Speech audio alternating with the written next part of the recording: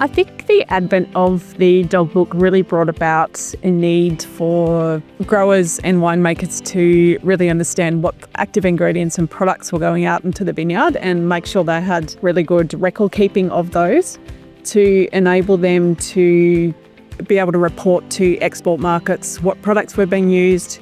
And then also from the other side, really have good record keeping for us to be able to test the success of the recommendations that we were putting into the dog book. It's had significant impact on the industry. It ensures that our wines are free residues for major export markets. It allows people to have a reference to be able to use in their day-to-day growing of grapes. But also it provides a focal point for the industry to come together and actually share information in the creation of the book.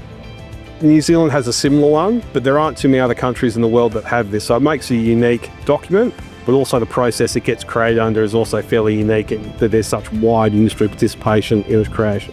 In the context of vineyards, an autonomous vehicle is essentially a driverless vehicle that performs tasks that a tractor might normally perform, things like fungicide spraying, mid-row slashing, or under vine weed management. They're typically managed by the user from phone or web apps. One person can potentially control more than one vehicle. It's still in the early days, so I guess we're working through some of the challenges that need to be overcome to make it suitable for Australian vineyards so it's easy for growers to adopt. One of the challenges has been that it can be quite big sprawling canopies in Australian vineyards. Some of the sensors that are used to detect obstacles, say if there was a person in the row, get set off by those big canopies. We've worked through some of those issues with the company that had built the machine originally, and together they've developed systems so that they can operate in those heavy, large canopies.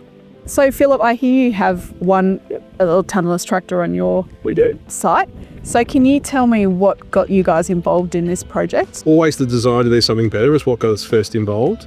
But secondly, in terms of fatigue management for our staff, we have our harvesters which have an auto steer capability at the moment, and we find that our drivers during vintage come off a shift a lot fresher, they can drive home safer and so forth. For us, fatigue management is a huge part of it. Also the fact around getting coverage out, driving the sprayer at the right speed, which is one of the critical parts of getting spray coverage, which means if you can get it out, get it on correctly, you might actually use less chemical and have to do one less pass, which is important for cost and also environmental impacts. How far can we take things in tech in agriculture?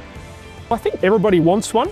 Once it's well priced and does what it needs to do, everybody will want one. I think also for me what's really exciting is the ability to house a lot of tech on these machines. So a lot of sensors that can give us real-time data on what is actually being almost seen in the vineyard.